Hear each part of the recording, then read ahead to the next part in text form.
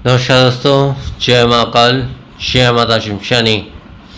आज की वीडियो में मैं एक दिवसीय महाशक्तिशाली नरावीर की साधना दे रहा हूँ, जो कि स्वयं सिद्ध मंत्र है और संपूर्ण विधि विधान है, जिसके द्वारा आसानी से इस वीर को सिद्ध किया जा सकता है। इसकी जो साधना होगी, सबसे पहले तो इसके लाभ मैं बता देता हूँ। हालांकि एक दिवसीय साधना है, एक दिन की साधना है, बहुत ही आसान और सरल साधना है, घर पे भी किया जा सकता है। सबसे पहले इसके लाभ जो है इस प्रकार से हैं कि ये हर प्रकार से हमारी रक्षा करती है, मतलब साधक की रक्षा करती है हर प्रकार से।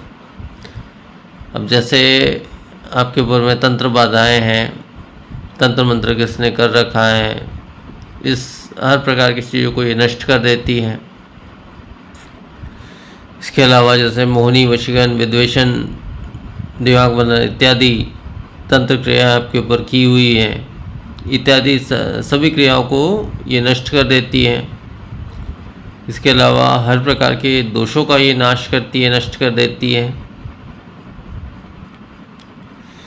इसके अलावा जो है भूत, प्रेत, जिन, जिन्नातिन, पिशाच इत्यादि बुरी से बुरी बाधाओं या बुरी से बुरी जो शक्ति अगर आपसे जुड़ी हुई है, तो इसको भी नष्ट कर देती है और सब बाधाओं को नष्ट कर देती है। हर बाधाओं से साधक या साधक के परिवार की रक्षा करती है हर प्रकार से। तो मुख्य तो रक्षा के लिए ही इस साधना को किया जाता है, मुख्य तौर पर रक्षा के लिए हर प्रकार से, चाहे वो आपके शत्रु हो गए या कोई भी चीज़ें हो गई, भूत प्रेत, जिन, जिन्नातिन इत्यादि कोई भी चीज़ें हो गई, मतलब हर प्रकार से ये शक्ति जो है ये आपकी रक्षा करती है। और एक दिन में भले ये प्रत्यक्ष हो या अप्रत्यक्ष सिद्धि आपको अवश्य ही प्राप्त हो जाएगी। एक दिन में जो मैं विधान बता रहा हूँ उस विधान से, जो मंत्र बता रहा हूँ उस मंत्र से, और इससे जो है आपकी रक्षा सदैव बनी रहेगी। सदैव मतलब हमेशा बनी रहेगी। अब इसकी विधि मैं बता दे रहा हूँ। इस साधना को जो है आने वाली अमावस्या की रात में करना है। रात्रि 11 बजे से आपको इस साधना को शुरू करना है। 11 से सुबह 4 के बीच में साधना को पूरा करना है। दिशा इसमें आपकी पश्चिम की दिशा रहेगी। लाल रंग का आसन बिछा ले पश्चिम की दिशा में स्वयं के बैठने के लिए। हाँ, शुद्ध होकर ही इस साधना को करे। स्त्री पुरुष कोई भी साधना को कर सकता है। स्नान इत्यादि करके पूर्ण पवित्र होकर के इस साधना को करें आप, जो कोई भी साधना को कर रहे हैं। अब पश्चिम की दिशा में लाल वस्त्र स्वयं के बैठने के लिए लाल आसन बिछा लें। इसके सामने में एक लाल रंग का छोटा सा आसन और बिछा लें, मतलब शक्ति के नाम से उस आसन को आप बिछाएं। अब उसमें जो है आपको तांबे का एक कोई भी पात्र ले लें। सामने आपने जो आसन बिछाया है उसमें कोई भी एक तांबे का पात्र ले लें। उस पात्र के ऊपर में जो है आपको एक कलश की स्थापना करनी है।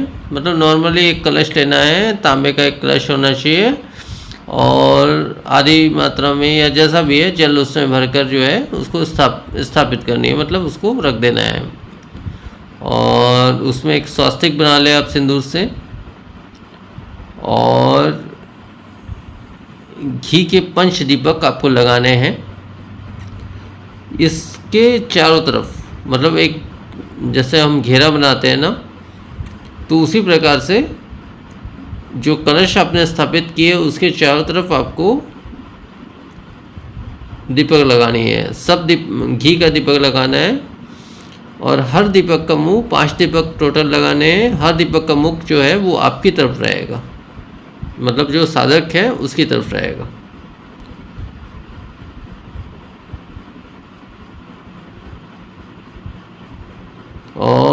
इसके आगे जो है भोग में इसमें 5 बताशे आप लगा लें या 5 प्रकार का मिष्ठान लगा लें, तो वो आपकी इच्छा है, बस इतना ही लगाना है आपको। और सुगंधित अगरबत्ती या धूप लगा लें एक,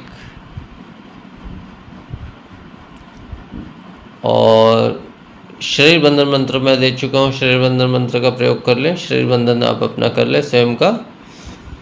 और इसके बाद जो है अगर गुरु दीक्षा आपने ली है तो दीक्षा मंत्र का एक माला आप अवश्य ही पाठ कर लें। किसी भी माला का प्रयोग हो सकता है, माला इसमें मायने नहीं रखती है, किसी माला का प्रयोग इस साधना में आप कर सकते हैं।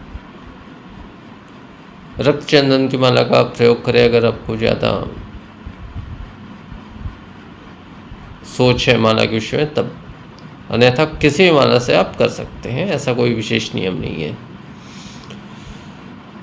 तो शरीर बंधन हो गया, इसके बाद गुरु मंत्र का एक माला पाठ हो गया, या किसी वजह से आपके गुरु नहीं है तो शिव मंत्र का एक माला पाठ हो गया। उसके पश्चात जो है जो मूल मंत्र इसका मैं बताने वाला हूँ उस मंत्र का आपको 18 माला पाठ करना है, मतलब 108 की माला जो होती है उसके हिसाब से 18 माला आपको पाठ करना है। तो इससे जो है ये शक्ति जो है आपको प्रत्यक्ष या अप्रत्यक्ष में इसकी सिद्धि आपको प्राप्त हो जाती है।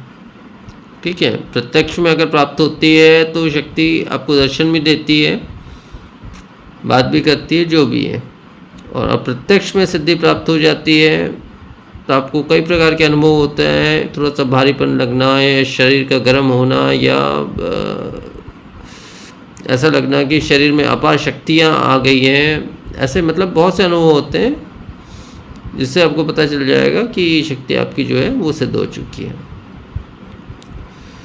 तो एक दिवसीय साधना है, अप्रत्यक्ष सिद्धि भी अगर आपको प्राप्त हो जाती है तो ये बहुत है, इससे भी आप अपनी हर प्रकार से रक्षा सुरक्षा या अपने परिवार की रक्षा सुरक्षा आप कर सकते हैं।